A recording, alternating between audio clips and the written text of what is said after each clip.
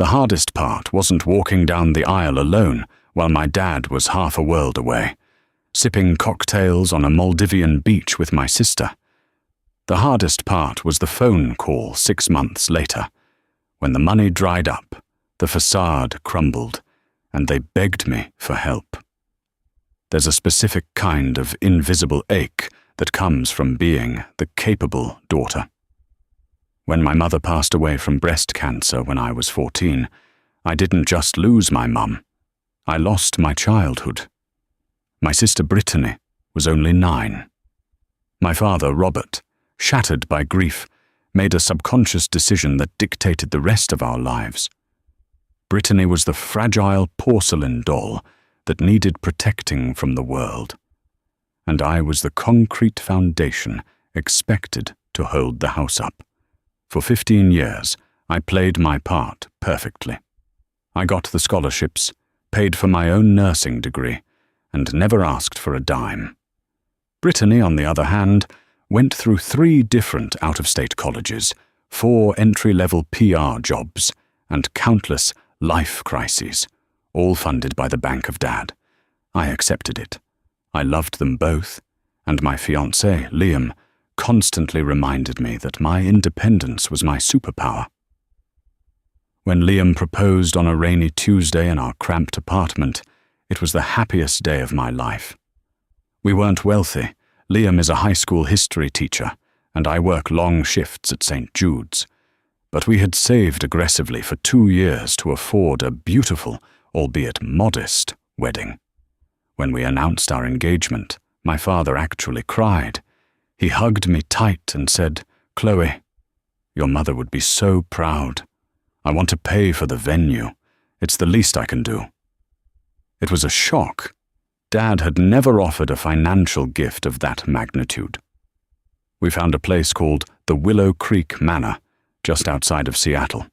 It featured a stunning, refurbished glass greenhouse from the 1920s where the reception would be held. The venue fee was $12,000. Dad insisted on writing the check for the deposit and promised the final $9,000 would be wired to them 30 days before the wedding, set for September 18th. Everything was perfect. Until August. 6 weeks before I was set to walk down the aisle, Brittany was dumped by her boyfriend, Chad. They had been dating for exactly 4 months. To hear Brittany tell it, it was a Shakespearean tragedy that rivaled Romeo and Juliet. She moved back into my father's house, refusing to eat anything but dry toast, weeping dramatically on the living room sofa, and claiming she was having a spiritual collapse. I tried to be sympathetic. I brought her soup, offered to take her out for manicures, but I was also drowning in seating charts, floral arrangements, and final dress fittings. Then came the Sunday family dinner, exactly 4 weeks before my wedding day. Dad had called Liam and me over, saying he had an important family announcement. I assumed it was about the rehearsal dinner. Instead, we found Dad sitting at the head of the table, looking solemnly at Brittany, who was dabbing her eyes with a tissue, a fresh blowout framing her face.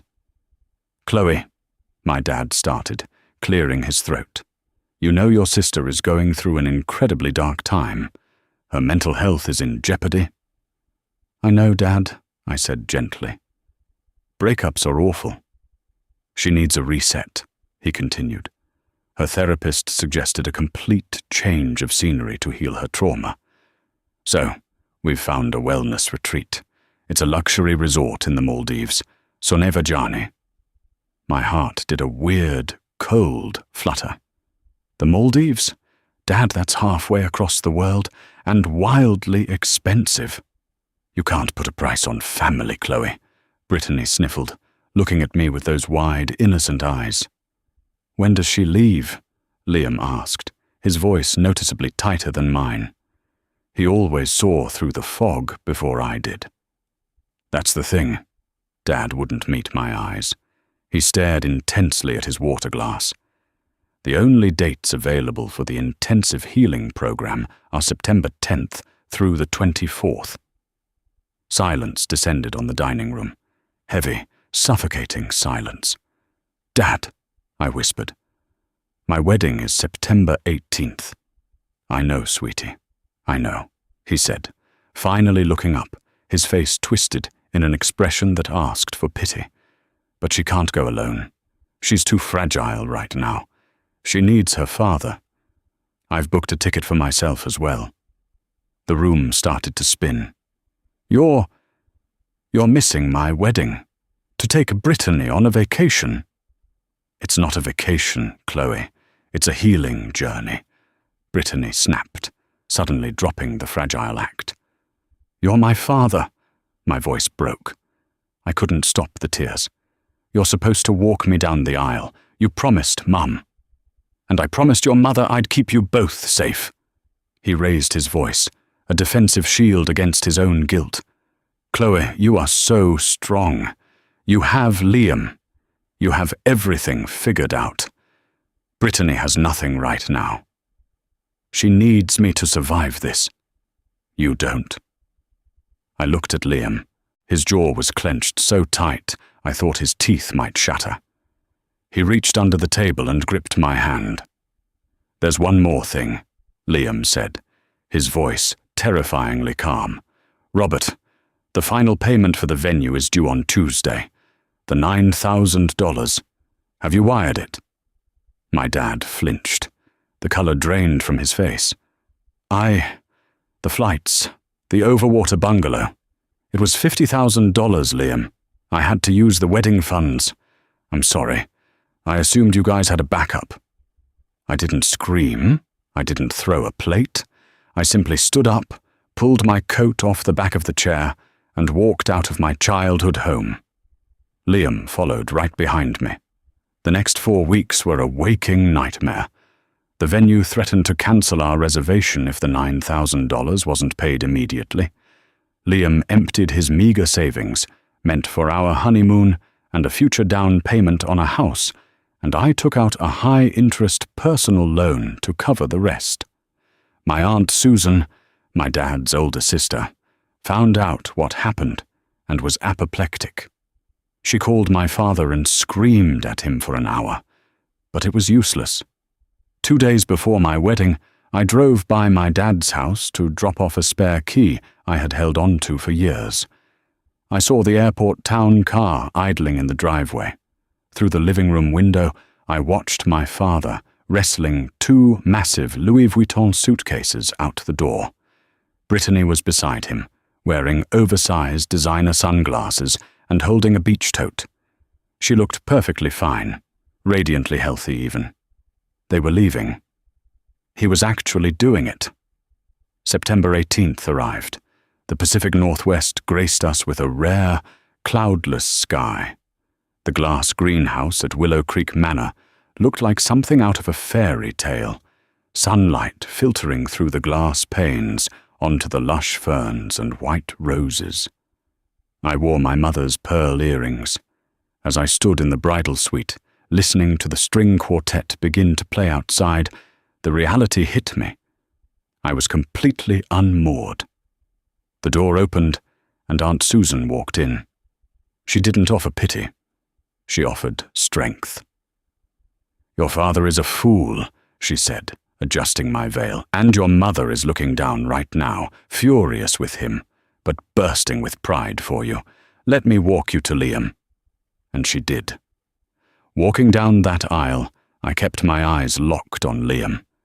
I refused to look at the empty chair in the front row.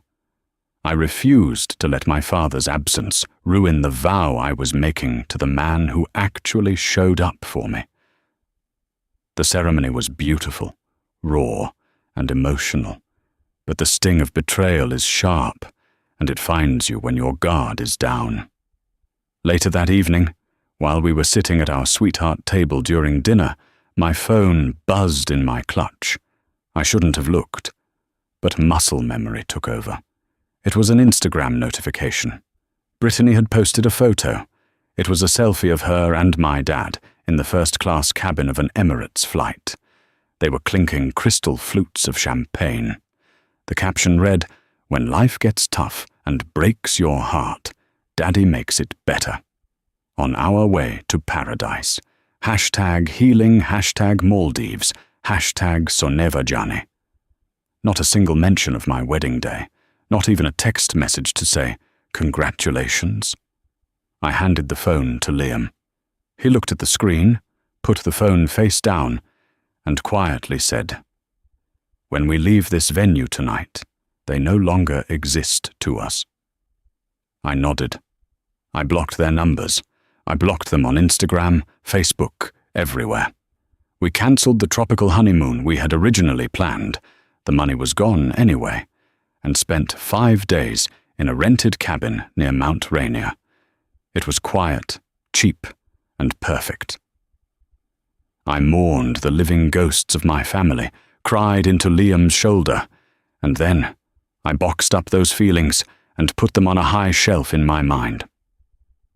October turned into November. Thanksgiving passed without a word. Christmas came and went. Aunt Susan told me that Dad and Brittany had returned from the Maldives, but I shut her down before she could give me any details. I didn't care if she had found enlightenment. I was done. Liam and I settled into married life. We worked hard, began paying off the terrible personal loan I took out for the venue, and started discussing adopting a dog. Life was peaceful. The silence from my father's side of the family was deafening, but it was a safe, protected kind of quiet. Then came a Tuesday evening in early March, almost exactly 6 months since my wedding day. I had just gotten home from a grueling 12-hour shift at the hospital and was standing in the kitchen, chopping onions for dinner, when Liam walked in, holding the landline phone. We only kept it for building management, and it almost never rang. "Chloe," Liam said, his voice carrying a strange mix of apprehension and disbelief. "Check your blocked voicemails on your cell, now." I washed my hands, confused, and grabbed my cell phone. Navigating to the blocked callers list, I saw a notification. One new voicemail from Robert. I hit speakerphone. My father's voice filled our small kitchen, but it didn't sound like the arrogant, self-assured man who had abandoned me for a luxury vacation. He sounded breathless. He sounded old. He was crying, a deep, guttural sob that sent a chill down my spine. Chloe, please, God, pick up. I know you hate me. I know I deserve it. But please, we've lost the house. The bank locked the doors this morning. Brittany is in trouble, Chloe. Real trouble. The police were here. I have nowhere to go. I have nothing left. Please, baby, I need my daughter. Call me back. Please. The message ended with a click, leaving the kitchen eerily silent, save for the hum of the refrigerator. Liam looked at me, the chopped onions completely forgotten. The fortress I had built for 6 months was suddenly under siege, and the war was only just beginning. The voicemail echoed in the absolute stillness of our kitchen. I stared at the blinking red light on my phone, feeling a strange, hollow detachment. 6 months ago, that sound of my father weeping would have sent me rushing out the door, checkbook in hand. Now, Liam simply placed a hand on the small of my back, grounding me in reality. "We don't have to do anything tonight," Liam said quietly. "Let's find out what's real before we walk into the fire." The next morning, after my shift, I didn't call my father back. Instead, I drove to the upscale neighborhood where I grew up. Sure enough, a neon orange foreclosure notice was plastered to the front door of the 4-bedroom colonial. The landscaping was overgrown, the expensive town car was gone, and the house looked utterly lifeless. Through Aunt Susan, I tracked my father down to a dismal extended-stay motel near the interstate. When he opened the door, I barely recognized him. The tailored suits and arrogant posture were gone, replaced by a man who looked 10 years older, wearing a stained sweatshirt and trembling hands. "Chloe," he choked out, collapsing into a cheap vinyl chair. You came. I came to listen, Dad. That's it. No promises, I said, remaining standing near the door. Over the next hour, the pathetic, twisted truth spilled out. The Maldives trip hadn't just been a $50,000 slap in my face. It was the catalyst for his ruin. While at the Sonevajani resort, Brittany had fallen in love with a British expatriate named Simon, who claimed to be an international maritime broker. Simon convinced them that he had the inside track on a massive, highly lucrative shipping logistics deal in Europe, but he needed a primary investor fast. My father, desperate to maintain the illusion of endless wealth for his golden child, and intoxicated by the idea of doubling his net worth, took the bait. He secretly leveraged his own mid-sized logistics firm, took out second mortgages, and signed a complex foreign investment contract he barely understood. The ships never moved, Chloe. My dad sobbed into his hands. The company dissolved overnight. The bank called in the loans. Everything is gone. But something didn't add up. My father was arrogant, but he wasn't historically stupid with contracts. I needed to see his old office. I knew he had been locked out of his firm's building, but I still had the emergency security passcode he'd given me years ago, when I used to bring him dinner during his late nights. That evening, Liam and I drove to the downtown corporate park. The glass doors of my father's former firm were dark. I punched in the code. A green light flashed, and we slipped inside. We were creeping toward his old executive suite when a flashlight beam hit our faces. "Who's there?" a raspy voice demanded. It was Arthur.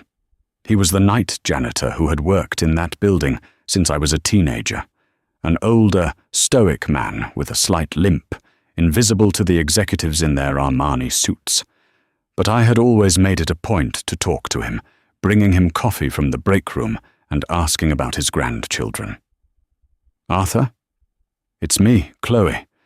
Robert's daughter," I said, raising my hands. Arthur lowered the flashlight.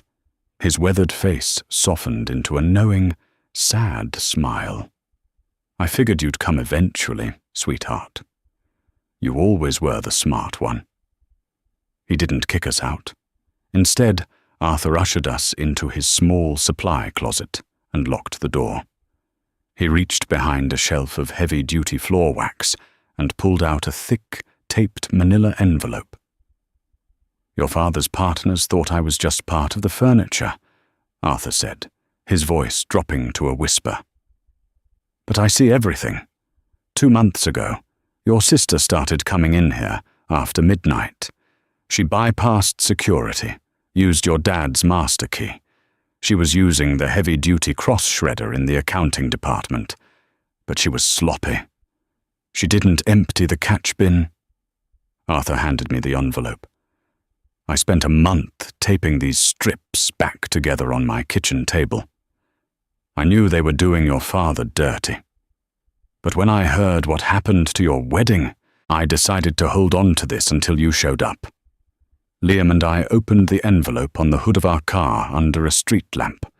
What Arthur had meticulously reconstructed was the original, untranslated contract my father had signed, alongside a series of printed emails between Brittany and Simon. The betrayal was so deep it made my vision blur. The contract was a predatory trap, structured under foreign jurisdiction. I had taken a few semesters of Greek in college for a study abroad program, and the legal phrasing in the appended documents jumped out at me like poison.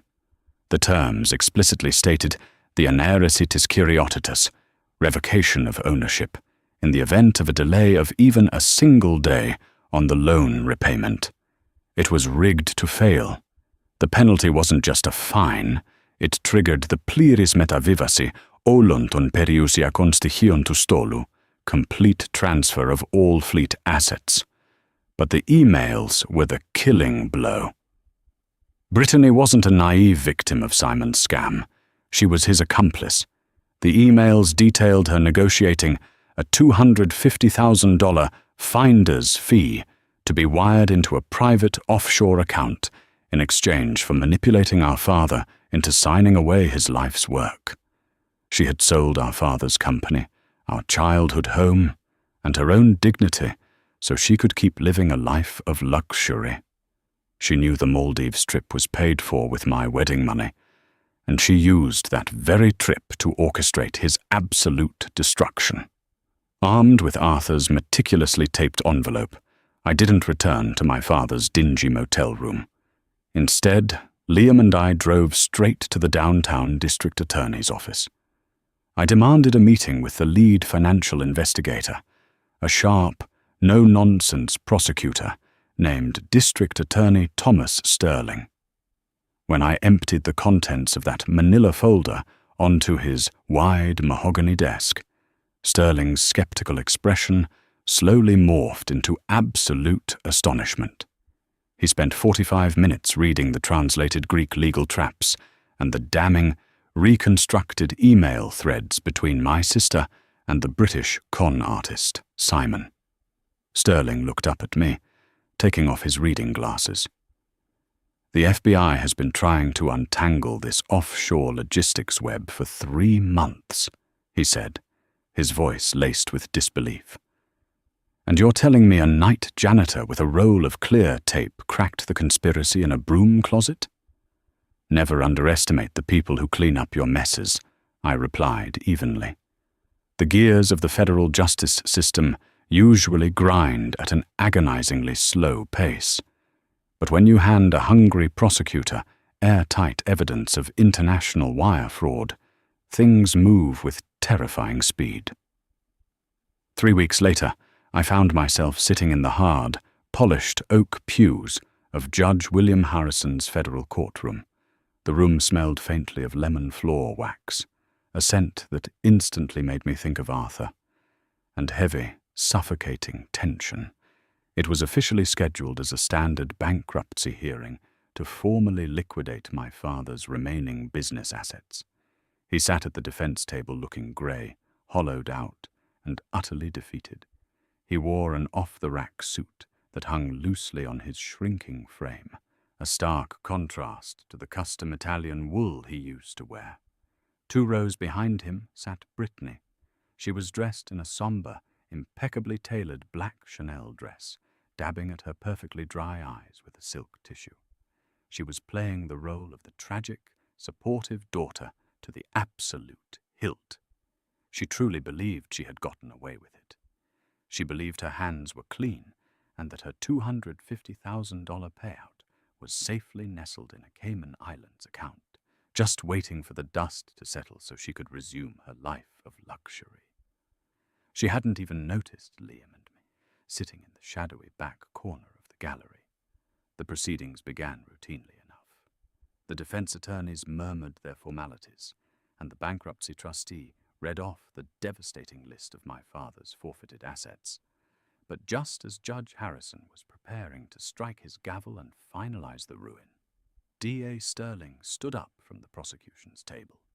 Your Honor, the state requests permission to introduce emergency supplemental evidence regarding the fraudulent dissolution of these specific corporate assets, Sterling announced, his voice booming in the cavernous room. Judge Harrison frowned, adjusting his robes. Proceed, Mr. Sterling.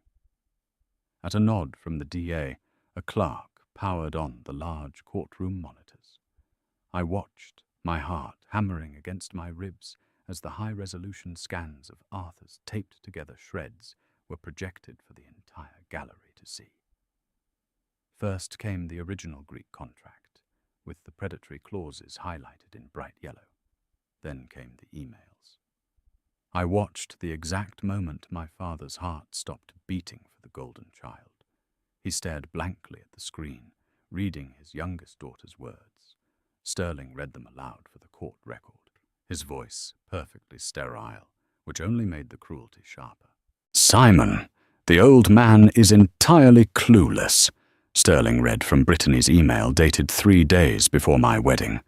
Wire the $250,000 finder's fee to the routing number below as soon as he signs the Greek addendum.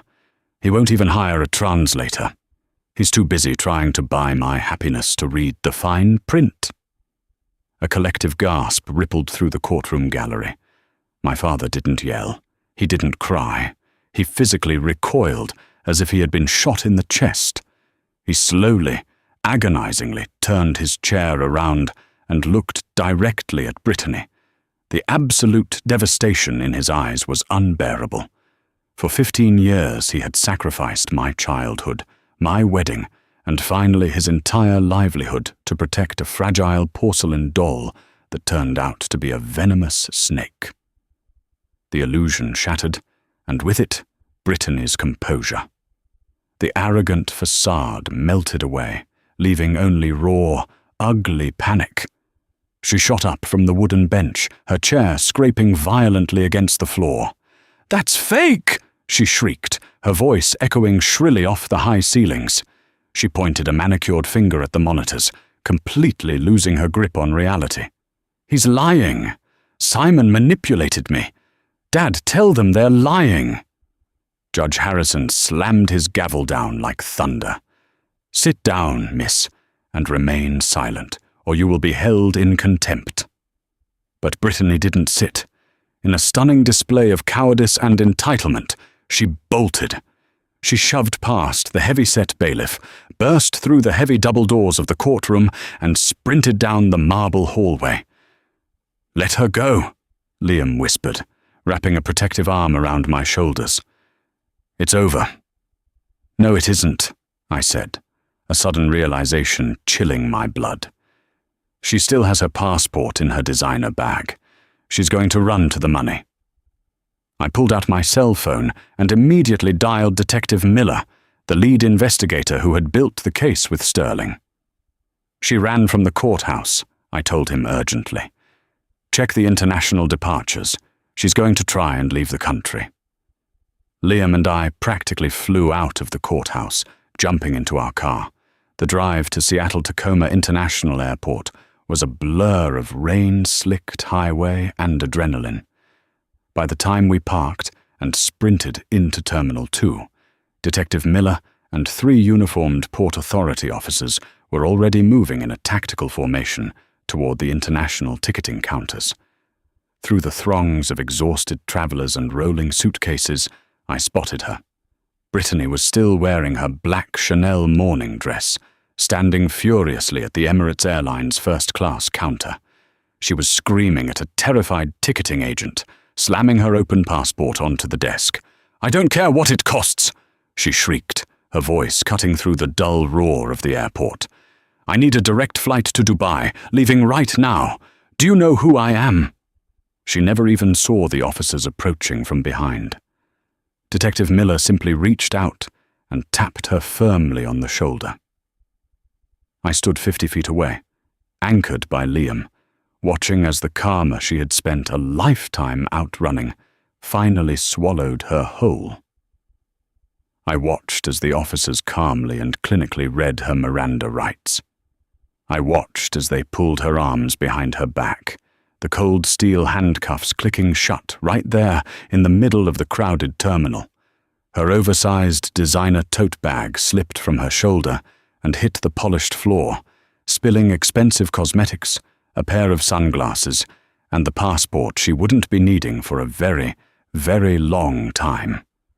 Dozens of travelers pulled out their phones, recording the public downfall of a woman who thought she was untouchable.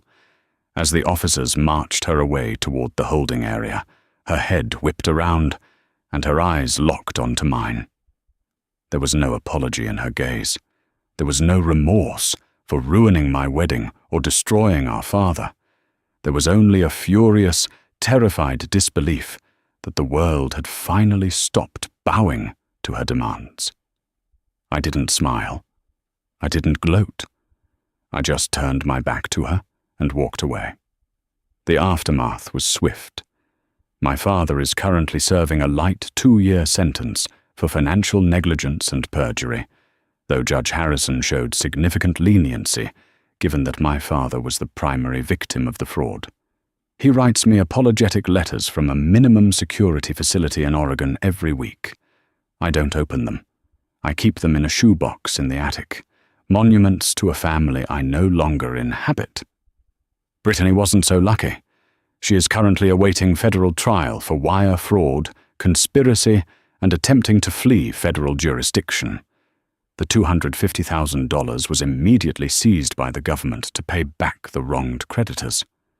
As for Arthur, the firm's bankruptcy meant he lost his night job, but Liam and I made sure he didn't suffer. We helped him secure a much better, fully unionized position as the head custodian at Liam's high school, complete with daytime hours, full medical benefits, and a solid pension. He came to our house for Thanksgiving last year. Walking out of that federal courtroom, the heavy Seattle air finally felt truly breathable. I didn't rejoice in my family's ruin, but I finally understood that shared blood doesn't demand your destruction. Liam squeezed my hand, his gold wedding band glinting. We changed our numbers, bought a little house, and adopted a rescue dog. My life is quiet now, wonderfully ordinary, and most importantly, it is beautifully, undeniably mine. Walking out of that courthouse, the Seattle air finally felt clean. Liam squeezed my hand, the gold band glinting in the afternoon sun. I didn't rejoice in my father's ruin or my sister's incarceration, but I finally understood that blood doesn't demand your destruction. We changed our numbers, bought a little house with a garden, and adopted that dog. My life is quiet now, and beautifully, undeniably mine.